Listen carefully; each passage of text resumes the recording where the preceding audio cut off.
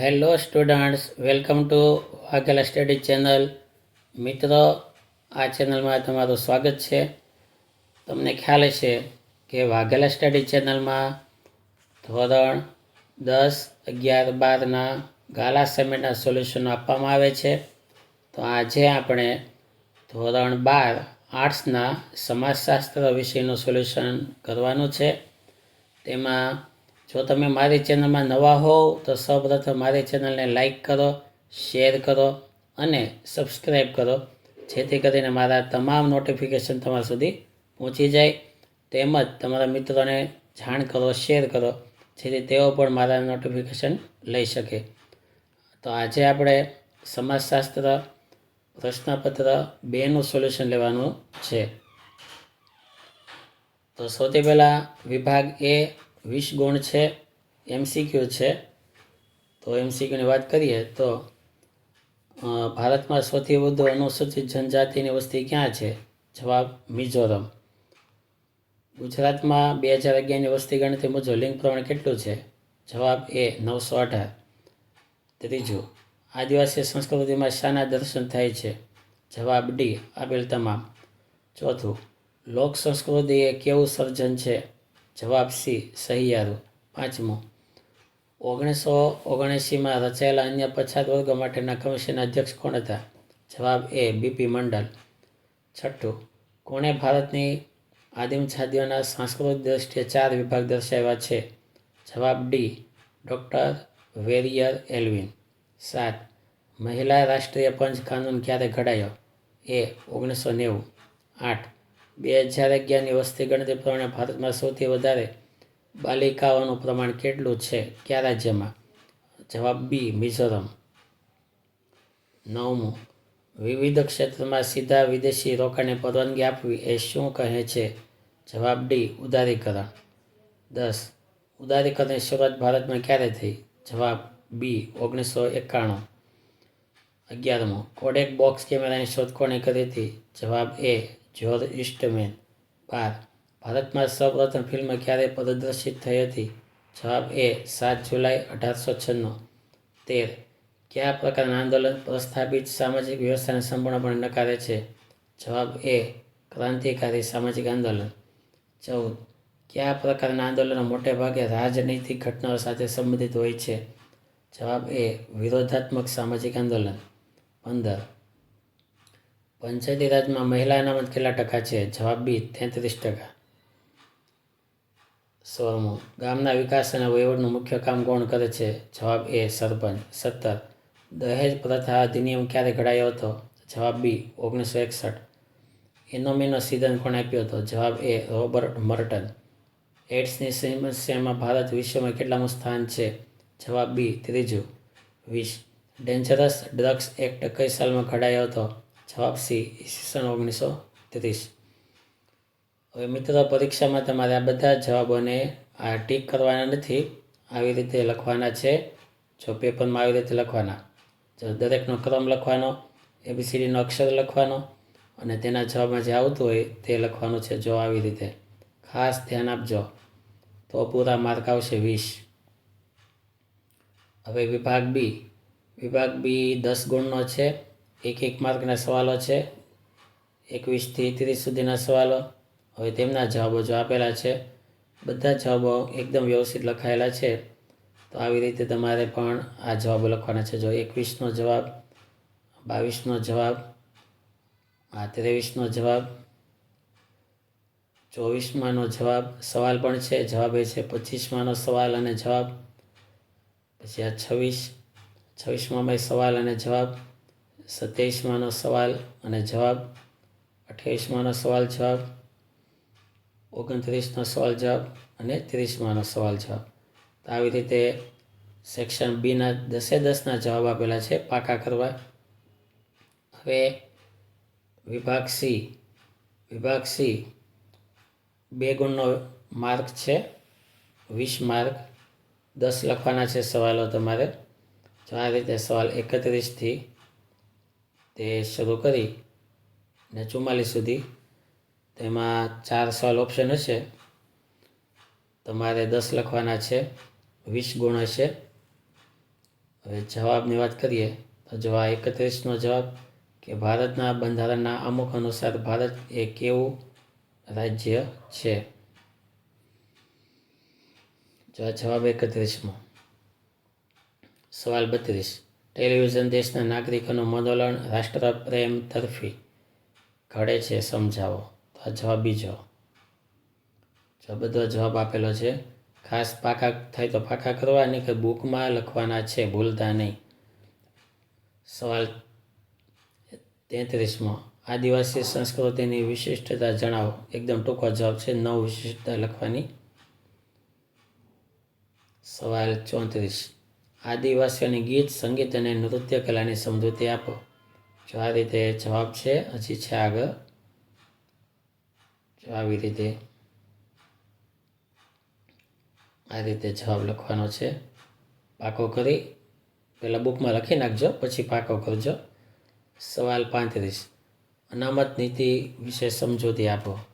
તો જો અનામત નીતિની સમજૂતી છે, હજુ છે એમાં. હવે 36મો સવાલ. ભારતની આદિમ જાતિઓનું વર્ગીકરણ કઈ 6 રીતે કરવામાં આવ્યું છે. તો 6 રીત છે વર્ગીકરણની. દરેકના 2 ગુણ છે, ધ્યાન આપજો ખાસ. 37મો સવાલ. મહિલા સશક્તિકરણના સંદર્ભમાં સ્વામી વિવેકાનંદે શું કહ્યું હતું. તો આ જવાબ છે.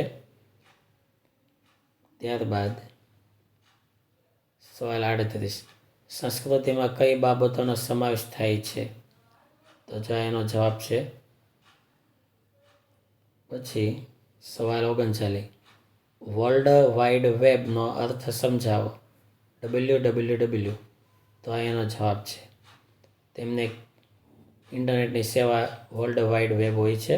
દુનિયાભરના કોમ્પ્યુટર જોડાયેલા હોય છે. 40મો સવાલ. રેડિયો અને ટેલિવિઝનની સરખામણીમાં વર્તમાનપત્રોની શી વિશેષતા છે. તો જો આ રીતે જવાબ છે. સવાલ 41. સામાજિક આંદોલન કોને કહેવાય છે.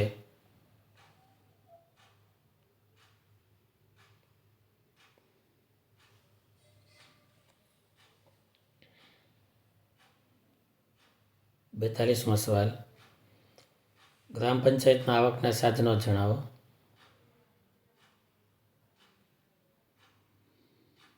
43મો સવાલ. ડૉક્ટર ભૂપેન્દ્ર બ્રહ્મભટ્ટ યુવાનની કઈ લાક્ષણિકતા દર્શાવે છે.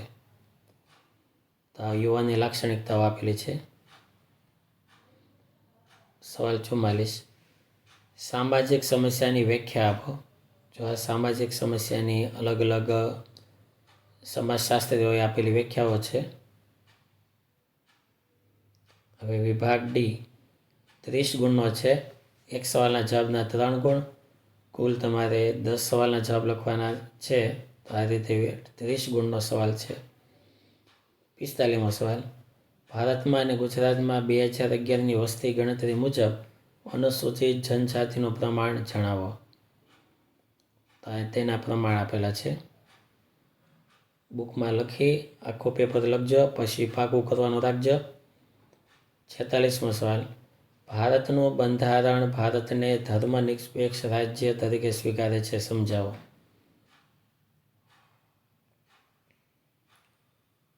સવાલ 47. આદિવાસી કલા સંસ્કૃતિની સમજૂતી આપો. જો આ તેની સમજૂતી છે.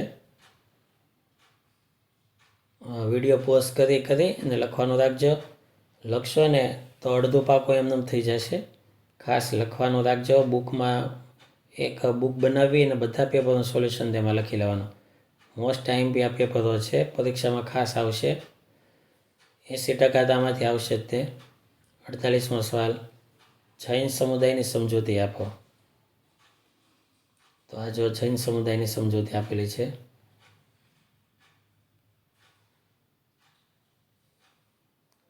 વિડીયો પોઝ કરી લખવું. સવાલ 49મો. પછાતપણાના મુખ્ય માપદંડો જણાવો.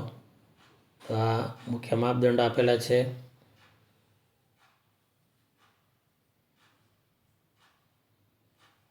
આ બધા માપદંડો: શૈક્ષણિક માપદંડ, આર્થિક માપદંડ.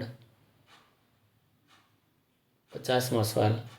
ભારત અને ગુજરાતમાં અન્ય પછાત સમૂહો માટેની કલ્યાણ યોજનાની ટૂંકી માહિતી આપો. તો જો શૈક્ષણિક યોજનાઓ, આર્થિક યોજનાઓ. સવાલ 51. મહિલા સશક્તિકરણની વિભાવના સમજાવો.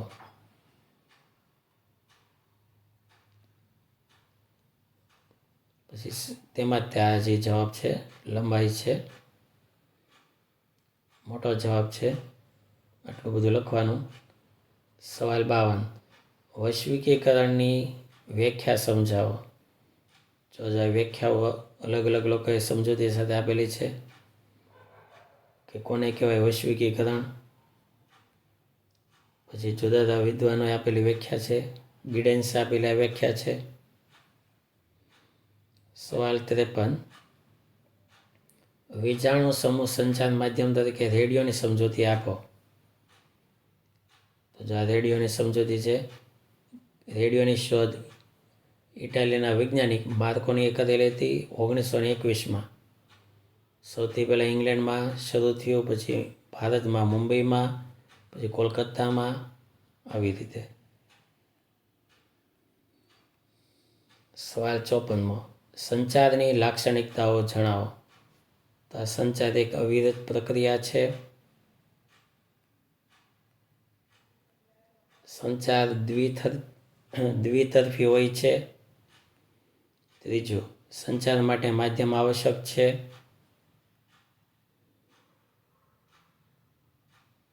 ચોથું, સંચાર એક પ્રાકૃતિક ગુણ છે. પાંચમું, સંચાર સામાજિક પ્રક્રિયા છે. સવાલ 55. સ્વચ્છતા અભિયાન વિશે નોંધ તૈયાર કરો. તો આ સ્વચ્છતા અભિયાનની નોંધ આપેલી છે.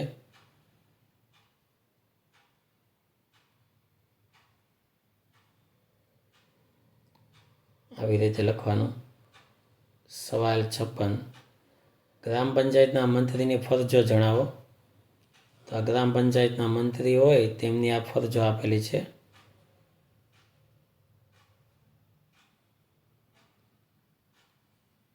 સવાલ 57. ટૂંક નોંધ લખો. પ્રોબેશન.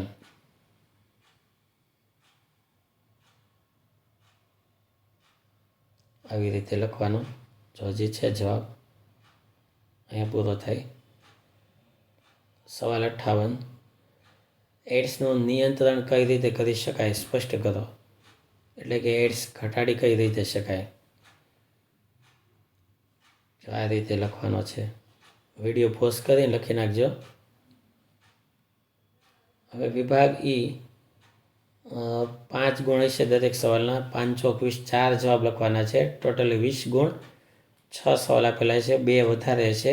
6માંથી કોઈ પણ 4 લખવાના છે. જવાબની વાત લઈએ. 59મો સવાલ. મહિલા સશક્તિકરણ માટેના આર્થિક કાર્યક્રમોની સમજૂતી આપો. તો જો આ આર્થિક કાર્યક્રમો, રાષ્ટ્રીય નીતિમાં આર્થિક કાર્યક્રમો,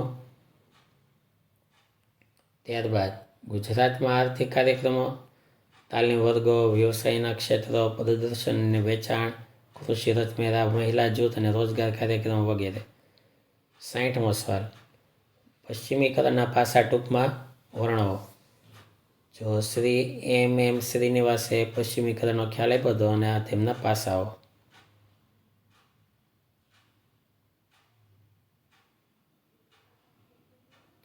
આ રીતે શિક્ષણ વ્યવસ્થા, છાપખાના વગેરે. 61મો સવાલ. સામાજિક આંદોલનનો અર્થ આપી તેના લક્ષણો જણાવો. આ સામાજિક આંદોલનનો અર્થ આપેલો છે અને આ તેમના લક્ષણો છે.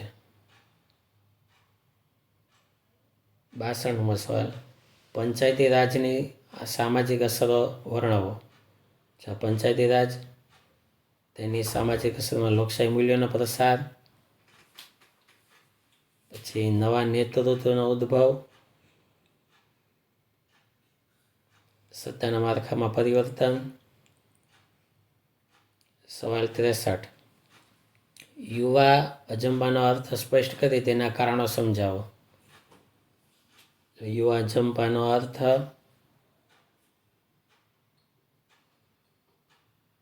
અને યુવા જંપાના કારણો. મુખ્ય 3 કારણ છે: સામાજિક, શૈક્ષણિક અને જૈવિક અને મનોવૈજ્ઞાનિક. આ સામાજિક કારણ, એમાં કુટુંબ આવે, મૂલ્ય સંઘર્ષ આવે વગેરે. 64મો સવાલ, નશીલા દ્રવ્યોના વ્યસનના કારણો વિગતે સ્પષ્ટ કરો. તેમાં સામાજિક પરિવર્તન, એનોમીની પરિસ્થિતિ અને સામાજિક વિમુખતા. તો આ રીતે બધા જવાબો છે. પાકી બુકમાં લખવા, એક બુક બનાવજો વ્યવસ્થિત, જેથી કરીને તમે આ તમામ આખું પેપર સોલ્યુશન આવી ગયું. તમામ વિભાગો આ પેપર 2ના આવી ગયા. આ રીતે એક બુક બનાવીને તેમાં લખી નાખજો. Thank you very much.